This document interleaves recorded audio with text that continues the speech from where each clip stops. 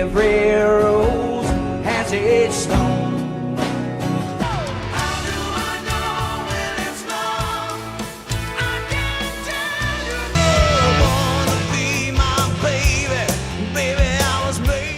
From Poison's Every Rose Has Its Thorn to Van Halen's When It's Love and Bon Jovi's Born to Be My Baby, these icons rocked the world. But many fell into scandals, obscurity, and tragedy. The last entry shocks. Bonus inside. Here are 20 forgotten wonders. Let's begin at number 20. Savannah Nights, Tom Johnston, 1980.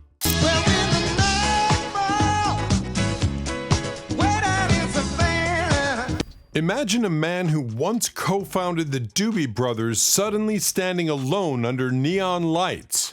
Tom Johnston's Savannah Nights, 1980, should have been his rebirth.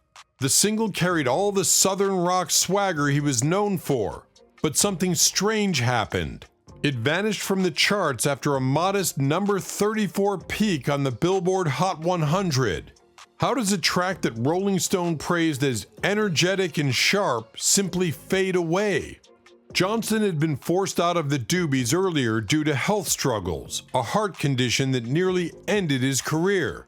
When Savannah Nights was released, he toured small clubs instead of stadiums. Fans expected the old magic. Radio stations were chasing new wave. Could timing alone bury a song this alive? That sudden silence leaves us asking, how could a founding rock architect be erased so quickly? From here, another X-Star's lonely gamble awaits.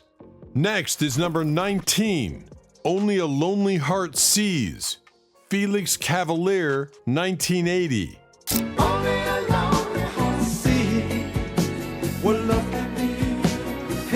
What happens when a man who helped invent Blue-Eyed Soul tries to go solo in the 80s? Felix Cavaliere, the voice behind the Rascals' 60s hits, released Only a Lonely Heart Sees in 1980, and it climbed to number 36 on Billboard. Not bad, right? But it would be his last moment in the spotlight. The track glistened with soft pop polish drenched in strings and synthesizers. Yet Cavaliere admitted later that he felt like a stranger in an era defined by MTV Flash. Think of the irony. A man once called the White Ray Charles, sidelined by an industry chasing image over soul.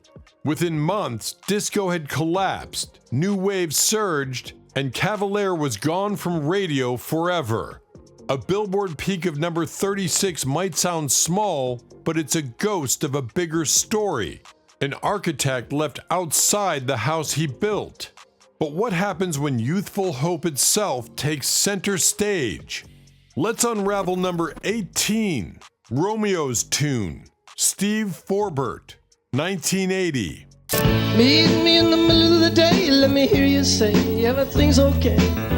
Bring me. A scruffy Mississippi songwriter arrives in New York with nothing but an acoustic guitar, and suddenly Columbia Records crowns him the new Dylan. That's Steve Forbert, whose Romeo's Tune hit number 11 on the Billboard Hot 100 in 1980. The title sounds romantic, but listen closely. The song mourns a lost girlfriend who died young. It sold 500,000 copies. Forbert appeared on Saturday Night Live, and Time magazine praised him as a savior of folk rock. So why did he vanish almost immediately? Management disputes, label collapses, and a market drowning in arena rock shut the door. By 1982, Forbert was back playing small bars saying, "I got caught in a hurricane I couldn't control." Imagine being on the brink of stardom, then watching MTV erase acoustic sincerity overnight. And speaking of vanishing careers, the next story involves a yacht rocker whose silky hit carried him briefly into history. Moving into number 17, Steal Away, Robbie Dupree, 1980. Why don't we steal away? Why don't we steal? Picture this. It's the summer of 1980. Radio stations are glowing with soft rock. Robbie Dupree's Steal Away suddenly breaks through, climbing all the way to number 6 on the Billboard Hot 100. Over 1 million singles sell, and Dupree finds himself nominated for Best New Artist at the Grammys. Sounds like a fairy tale, right? But wait, fans soon notice the track sounds eerily like the Doobie Brothers' What a Fool Believes. Critics call him the copycat king. Dupree admitted years later he didn't mind the comparisons. He just wanted people to dance. But by 1981, his follow-up singles fizzled and the Grammys cursed him. Every other nominee in his category, including Irene Cara and Christopher Cross, went on to bigger fame. Isn't it strange how one melody can lift a career and crush it at the same time? Let's see what happens when progressive rockers gamble on a single song. Now at number 16, Set Me Free, Utopia, 1980. And if I don't fit your plan, then set me free. Todd Rundgren's band Utopia had loyal cult fans, but commercial success? That was another story. In 1980, they released Set Me Free, and for one surreal moment, it worked.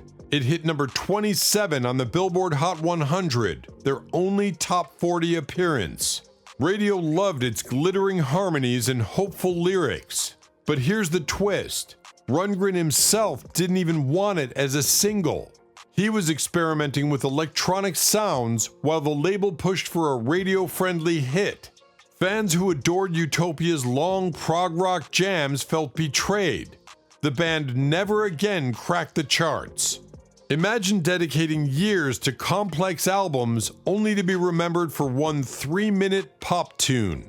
Rundgren shrugged later, saying, "We were never supposed to be mainstream." But what happens when a single song becomes infamous for tragedy instead of celebration? That haunting chapter is next. Let's head to number 15, I Don't Like Mondays, the Boomtown Rats, 1980. Silicon chip inside her head gets switched to overload. It sounds like a cheeky anthem, but the story behind I Don't Like Mondays is chilling. In 1979, 16-year-old Brenda Ann Spencer opened fire on a California school, killing 2 and injuring 9. When asked why, she simply said, "I don't like Mondays." Bob Geldof of the Boomtown Rats read that quote and turned it into a song. Released in 1979 in the UK, it hit number 1 on the charts for 4 weeks. By 1980, it broke into the US, though American radio stations banned it in many cities for its grim origins. The song became both famous and cursed, the Rats' only US hit peaking at number 73 on Billboard. Geldof later said the band could never escape it. Every interview came back to that one track. So how did a bizarre act of violence echo into pop culture forever? Next, we pivot to one of the strangest videos MTV ever played. At number 14, Whip It, Devo, 1980. Now whip it into shape, shape it up, get straight. Can you believe a band wearing yellow hazmat suits and plastic energy domes once stormed American living rooms? Devo's Whip It blasted onto MTV in 1980, reaching number 14 on the Billboard Hot 100. The video, with women in leather, men cracking whips, and surreal farm imagery, was unlike anything else on TV. But here's the twist. The song wasn't about S&M at all. Mark Mothersbaugh wrote it as a parody of self-help slogans. Lines like, "When a problem comes along, you must whip it." Yet America took it literally, and the band leaned into the scandal. Devo sold over 1 million singles, but none of their later tracks cracked the top 40. By 1985, they were opening for bands they once outshined. Mothersbaugh later found fame scoring cartoons like Rugrats. But how could a novelty so bizarre shape MTV's future? The answer unfolds when a cheerleader chant becomes a stadium anthem. Coming in at number 13, Mickey, Toni Basil, 1982.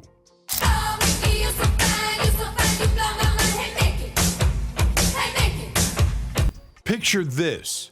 Toni Basil was already 38 years old, a veteran choreographer for movies like American Graffiti, when she suddenly became a pop star. Her 1982 hit Mickey exploded to number 1 on the Billboard Hot 100, selling over 2 million copies. The cheerleader video, with Basil dancing in real-life high school uniforms she designed, was one of the earliest clips to dominate MTV. But the song itself was originally British, Kitty by Racy, which she reworked into Mickey. Fans debated for decades whether it referred to Mickey Mouse. Basil laughed and said it was just a name. Despite the global success, she never charted again. Instead, she returned to choreography, later coaching David Bowie, Talking Heads, and even directing videos for Tina Turner. Isn't it wild how someone can top the charts once and then vanish? Our next entry shows how an Irish fiddle tune became America's biggest one-hit wonder. Sliding into number 12, Come On Eileen, Dexys Midnight Runners, 1982.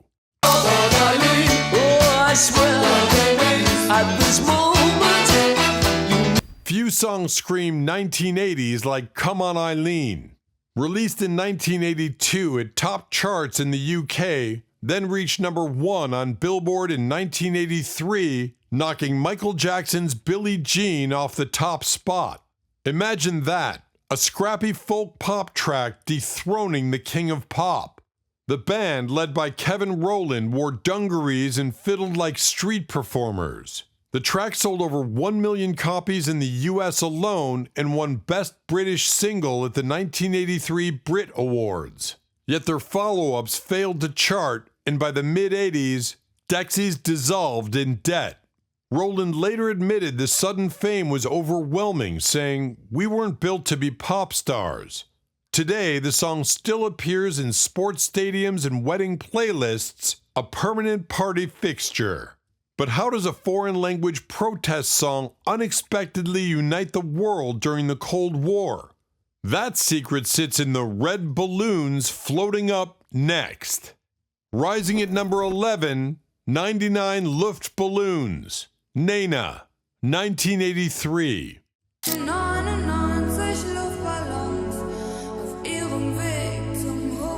Imagine the Cold War era, missiles on standby, superpowers staring each other down.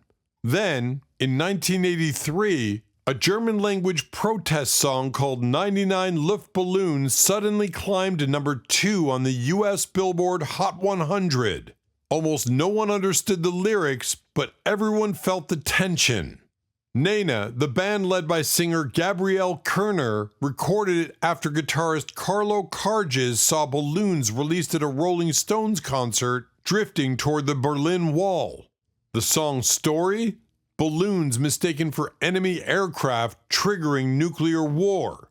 Chilling, right?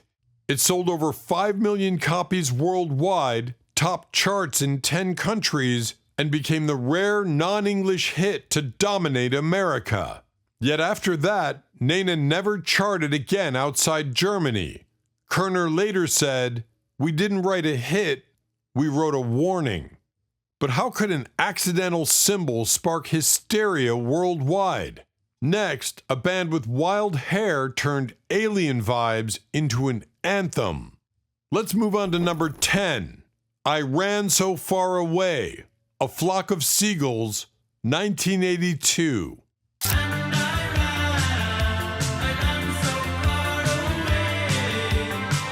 Close your eyes and picture gravity-defying hair. Frontman Mike Score's bizarre seagull-shaped cut. That image alone made I Ran So Far Away unforgettable when it hit in 1982. The song soared to number 9 on the US Billboard Hot 100, making a Flock of Seagulls international stars almost overnight.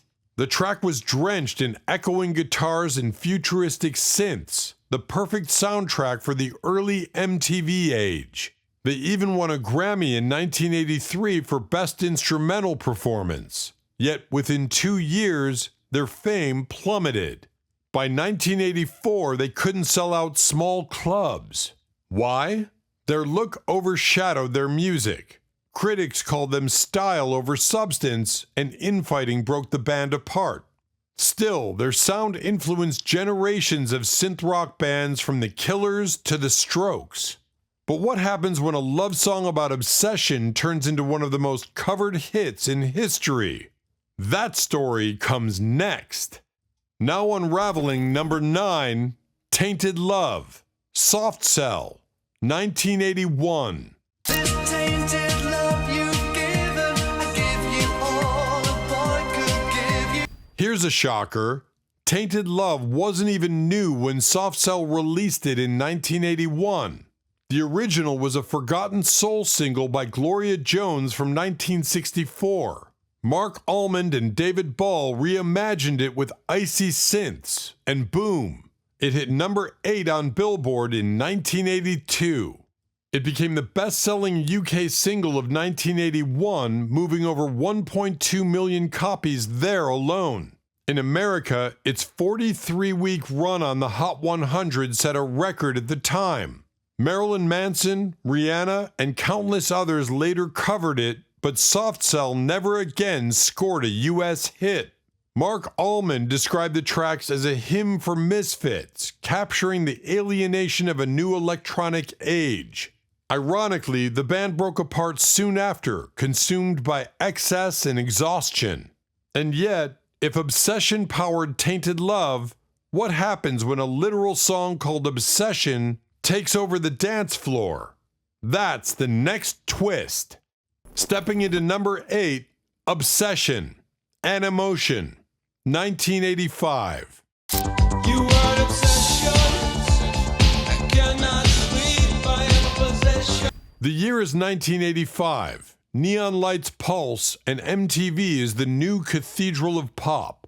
Animotion's Obsession bursts through, climbing to number 6 on the Billboard Hot 100. The song's hypnotic hook, You Are an Obsession, made it an instant dance floor magnet. But here's what many don't know. Obsession wasn't originally theirs. It was written by Holly Knight and Michael DeBarge, a rock and roll couple whose marriage was collapsing. Their fights inspired the lyrics, turning real toxic passion into a global anthem. Animotion re-recorded it, added glossy synths, and gave MTV one of its most played videos of 1985. The song sold over 1 million copies in the US and became a gym class staple after appearing on Grand Theft Auto decades later. Yet, Animotion never repeated the magic. Lineup changes gutted the band within 3 years. So how does Obsession collapse into heartbreak? Next comes a synth anthem that conquered the world but nearly destroyed its creators. Moving to number 7, Take On Me, Aha, 1985. Take on me. Take on me. Few songs feel like pure lightning in a bottle. Take On Me was released 3 times before it finally exploded in 1985. When it did, the single rocketed to number 1 on Billboard and sold over 7 million copies worldwide. What changed? The video. The hand-drawn pencil sketch animation blending live action and fantasy became one of MTV's defining moments. It won 6 MTV Video Music Awards and cost around $100,000, astronomical for its time. The song's high note, sung by Morton Harkett at a glass-shattering F5, is one of pop's most challenging vocals. Yet Aha never scored another US top 10 hit, forever labeled a one-hit wonder here, even though in Europe they sold over 55 million records. Isn't it wild that in America they're remembered for one song, while in Norway they're national heroes? But next, we meet a Canadian guitarist whose debut single was pure fire, and then he vanished. Now at number 6, Fantasy, Aldo Nova, 1982. City nights, summer breeze make you feel alright. Aldo Nova's Fantasy dropped in 1982 like a glam metal fireball.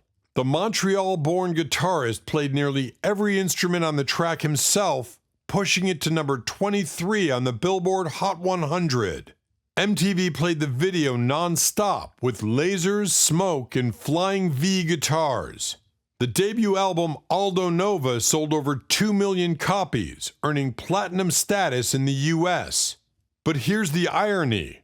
Nova quickly became better known for writing hits for others. He penned songs for Celine Dion and even worked with Jon Bon Jovi on Runaway.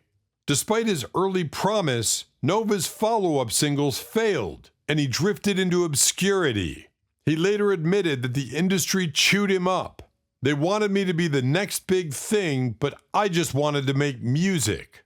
So how does a fiery debut turn into a career writing behind the curtain?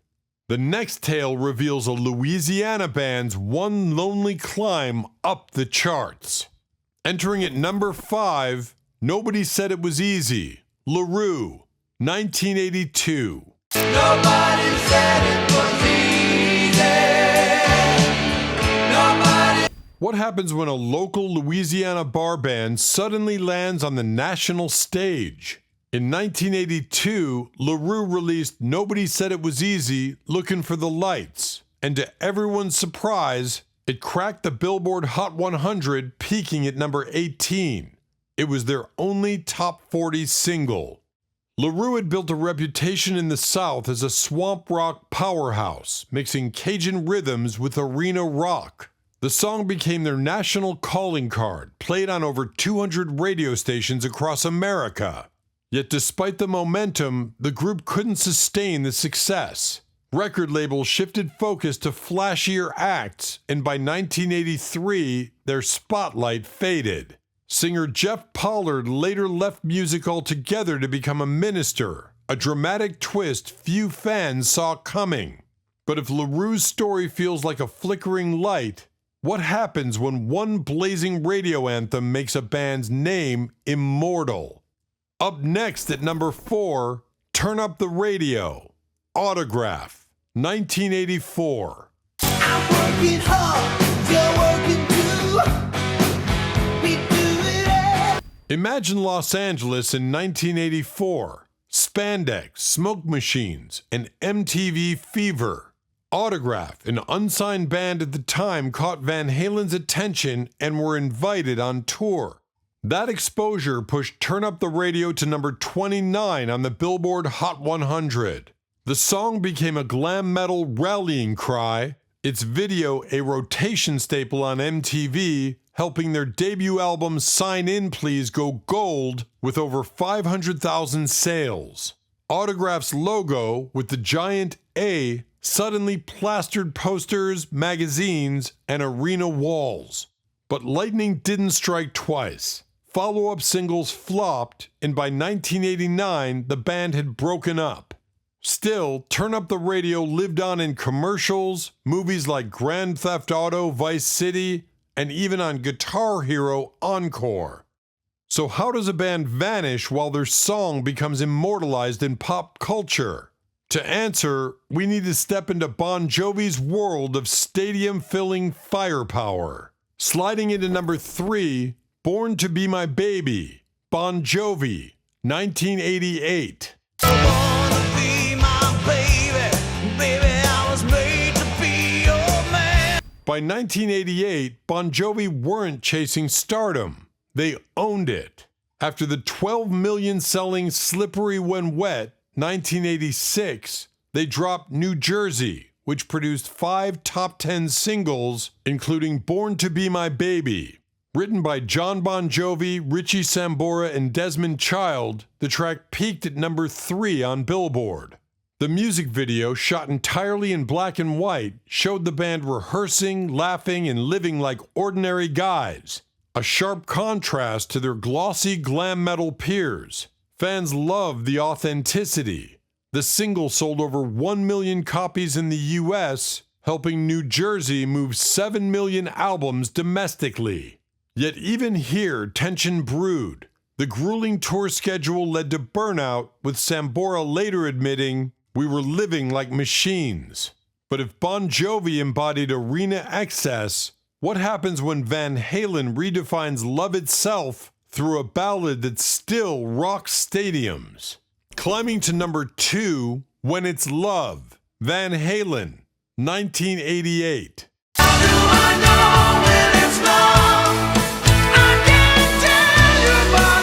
By 1988, Van Halen had already survived breakups, ego wars, and one of the most publicized singer swaps in rock history.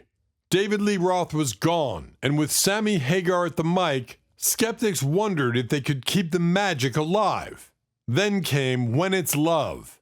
Released as the lead single from their album OU812, the song became Van Halen's most successful ballad of the Hagar era, peaking at number 5 on the Billboard Hot 100. Its sweeping synth intro and Hagar's soaring vocals showed a softer side of a band famous for Eddie Van Halen's pyrotechnic guitar solos. The single helped drive OU812 to triple platinum status in the US, with over 3 million copies sold. Live, the track became a stadium anthem. Thousands of lighters raised, voices echoing back every lyric. Hagar later said, "That's the one that brought women into our shows in a big way." And yet, if Van Halen proved love could roar in stadiums, what happens when Poison turned heartbreak into the ultimate campfire ballad that even outlived the band's prime? Finally, at number 1, Every Rose Has Its Thorn, Poison, 1988. Every rose has its thorn. Just like Few songs capture the bittersweet heart of the 80s like Every Rose Has Its Thorn. Written by Bret Michaels after discovering his girlfriend had cheated, he heard another man's voice on her answering machine. The song poured raw pain into a simple acoustic ballad. Released in late 1988, it soared to number 1 on the Billboard Hot 100, Poison's only chart topper. It held that spot for 3 weeks and became the signature power ballad of the decade. The single sold over 3 million copies in the US, while the parent album, Open Up and Say Ah, went platinum 5 times over. Critics mocked Poison for being flashy glam rockers, but this song forced everyone to pay attention. Country legend Dolly Parton later recorded her own version, proving its reach across genres. Michael summed it up years later. "That was my truth, my heartbreak, and somehow it belonged to millions."